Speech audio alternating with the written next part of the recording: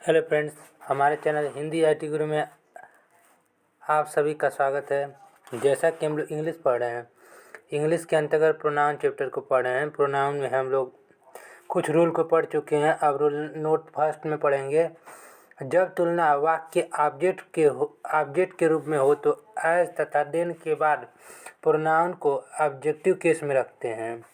यानी जहाँ जिस किसी वाक्य में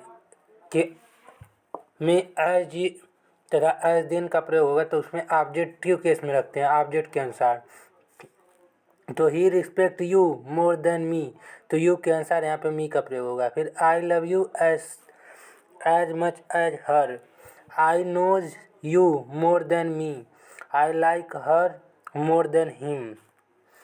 अब रूल नंबर 3, रिफ्लेक्सिव प्रोनाउन का प्रयोग सब्जेक्ट के स्थान पर नहीं करना चाहिए। सब्जेक्ट के स्थान पर सब्जेक्टिव केस के प्रोनाउन का प्रयोग करना चाहिए। यानी रिफ्लेक्सिव प्रोनाउन का प्रयोग सब्जेक्ट के स्थान पर नहीं करना चाहिए। सब्जेक्ट के स्थान पर हमेशा सब्जेक्टिव केस का प्रयोग करना चाहिए। जैसे my father and myself went to see the PM, यानी यहाँ पे गलत है कि आप सही होगा my father and I went to see the PM। फिर next sentence, he is trying to deceive those villages, ये सही है आपका। फिर my sister and myself are pleased to accept your invitation to dinner, तो myself यहाँ पे नहीं होगा। अभी रूल रिफ्लेक्सिव प्रोनाउन के सब्जेक्ट के अनुसार सब्जेक्टिव केस का प्रयोग होता है तो उस अंदर यहाँ पे आई हो जाएगा। फिर next, Rustam and myself saw the picture, तो माई सेल्फ यहाँ आई हो जाएगा। फिर next, myself and Roshni will take off the event of Sunday, तो माई सेल्फ से सब्जेक्टिव केस होगा तो यहाँ पे आई हो जाएगा। फिर रूल नंबर 4, लेट प्रीपोजिशन तथा ट्रांजिटिव वर्ब के बाद प्रोनाउन को ऑब्जेक्टिव केस में रखते हैं। यानी जिस किसी के वाक्य में लेट दिया हो, प्रीपोजिशन दिया हो तथा ट्रांजिटिव वर्ब के बाद प्रोनाउन को ऑब्जेक्टिव केस में रखते हैं। जैसे let Ram and I go there, तो ये आपका गलत है। Let Ram and me go there, यह सेंटेंस आपका सही है। फिर he depend on me for his expenditure, तो ये आपका सही है। फिर there is no dispute between him and I, तो ये आपका गलत है। इस सही सेंटेंस है there is no dispute between me and him and me. फिर next question, all doubts are cleared between you and I, तो आई नहीं होगा, हमेशा ऑब्जेक्टिव केस होता है तो मी हो जाएगा। फिर नेक्स्ट रूल नंबर 5, यदि किसी वाक्य में पर्सनल प्रोनाउन का प्रयोग वर्ब टू बी यानी is, am are, was, were, had, have, जितने भी टू बी के अंतर्गत सेंटेंस होते हैं के कॉम्प्लीमेंट के रूप में किया है तब प्रोनाउन सदस्य सब्जेक्टिव केस में होते हैं। यानी जहाँ पे भी यदि किसी वाक्य पर्सनल प्रोनाउन का प्रयोग वर्ब के टू बी के कॉम्प्लीमेंट के रूप में किया है तब पर्सन सदस्य सब्जेक्टिव केस होता है। जैसे एग्जाम्पल, इट इज़ मी, यह मैं ही हूँ, हु हैज़ हेल्प यू, तो यहाँ पे इट इज़ मी हुई तो यह आपका सेंटेंस गलत है। तो यहाँ पे सेंटेंस है कि it is I who have helped you, तो इट इज़ आई यानी यह मैं ही हूँ जिसने आपकी सहायता की। It is I who have helped you, आपका सही है। फिर इसका स्ट्रक्चर देखते हैं, it to plus be pronoun subjective case who या वर्ब। फिर example, it was me who was responsible for making all the arrangements for the successful completions of his studies, तो यहाँ पे was नहीं, यहाँ इट इज आई हो जाएगा। आई के अनुसार यहाँ पे वर्ब का प्रयोग होगा न कि वाज का। फिर next sentence, it was him who come running into the classroom, तो इट वाज ही होगा न कि हिम होगा। फिर next, it was me who telephoned the 5 service, तो it is I telephoned the 5 service. फिर next, it was her who suggest that you should beat their door to welcome each participants, तो यहाँ पे सी हो जाएगा ना कि हर होगा। अब next, I and him are very good friends, तो हिम नहीं होगा, आई एंड ही हो जाएगा। फिर it is he who is the be blamed, फिर it was him was responsible for this mischief that take place yesterday, तो यहाँ पे हिम नहीं यहाँ ही होगा। फिर note verb plus to be का कम्प्लीमेंट यदि आई हो तो इसमें हु के बाद इज का प्रयोग करते हैं, न कि एम का। जैसे it is I who is responsible for the delay,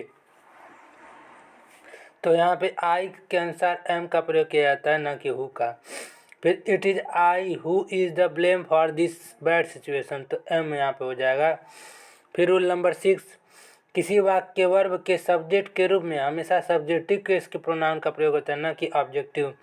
यानी हमेशा सब्जेक्टिव केस का प्रोनाउन का प्रयोग होता है और सब्जेक्टिव प्रोनाउन का भी प्रयोग करते हैं। जैसे him went to Jaipur last month, ये आपका गलत है। Only me can use this card, ये भी गलत है। सही होगा he went to Jaipur last month. फिर only I can use this card, ये आपका सही है। फिर me and my friend have started working on a summer project which was approved by the teacher, तो मी के अनुसार मी यहाँ पे आई होगा, आई एंड माई फ्रेंड। तो 2 3 1 में होगा तो पहले माई फ्रेंड और आई सेंटेंस बनेगा।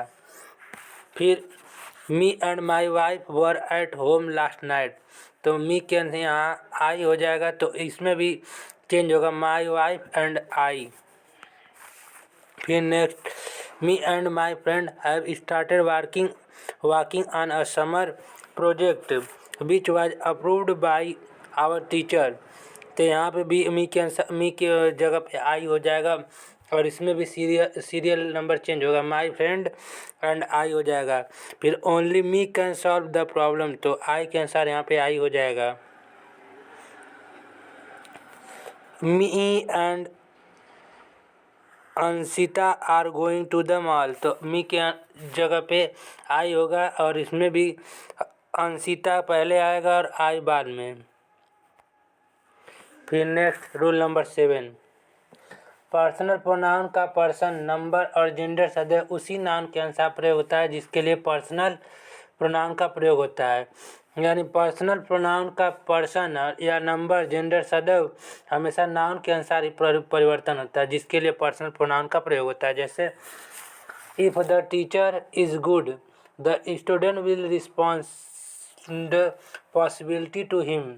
फिर सेकेंड वाला, Sujit is a very intelligent boy, he always does his work according to his parents. फिर next, Rakhi and Sarita are laborious student, they always do their work, यहाँ दे के अनुसार देयर लग रहा है, दे के अनुसार देयर लग रहा है, यहाँ पे दे के अनुसार देयर लग रहा है, तो सुजीत के अनुसार यहाँ पे ही और हिज लग रहा है। इफ द टीचर के अनुसार पे यहाँ पे हिज। फिर next, I visit my grandpa and grandma's house and find their missing, तो ग्रैंड पा और ग्रैंड माँ के यहाँ देयर नहीं होगा, यहाँ पे हिज या हिम होना चाहिए, का गलत है।